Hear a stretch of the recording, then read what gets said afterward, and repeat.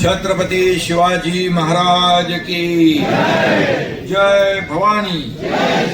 हिंदू हृदय सम्राट बाळासाहेब ठाकरे यांचा, धर्मवीर आनंद दिघे साहेबांचा.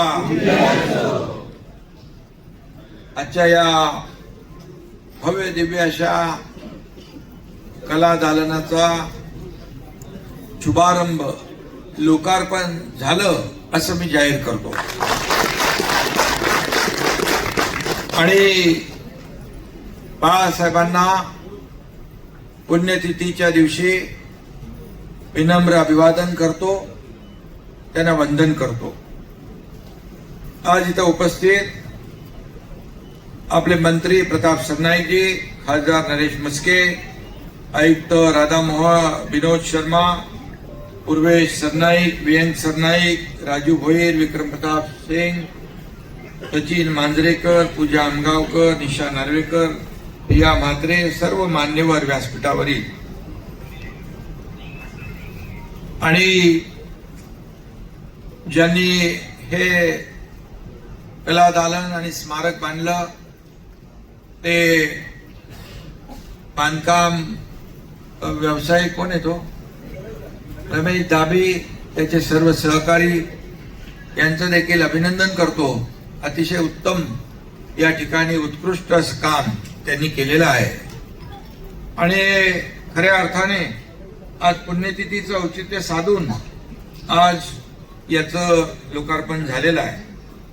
खरं म्हणजे हे कलादालन पाहताना साक्षात शिवसेना प्रमुखच समोर असल्याचा भास झाला. आणि नवीन नवीन टेक्नॉलॉजी आलेल्या आहेत, त्याचा उत्तम नमुना या ठिकाणी पाहायला मिळाला. दादरच्या चाळीचा देखावा देखील अतिशय हुबेहूब केला आहे.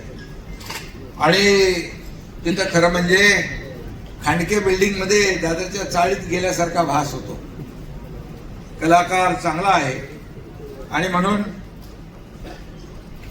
पूर्वेश आणि व्यंग तुमच्या फादरनी इथं खरंच साक्षात दादर उभा केला.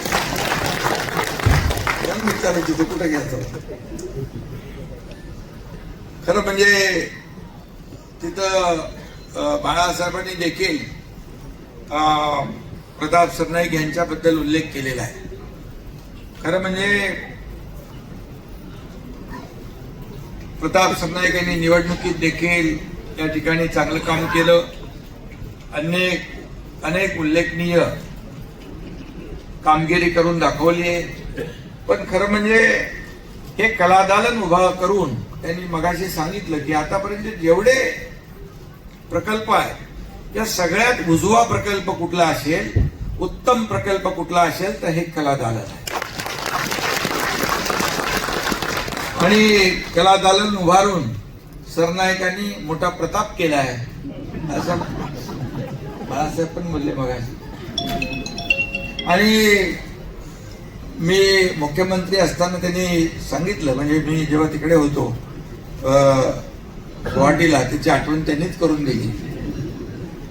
मला वाटतं सगळ्या आमदारांनी मध्ये प्रताप सरनाईक यांनीच माझ्याकडून जास्ती सह्या घेतल्या.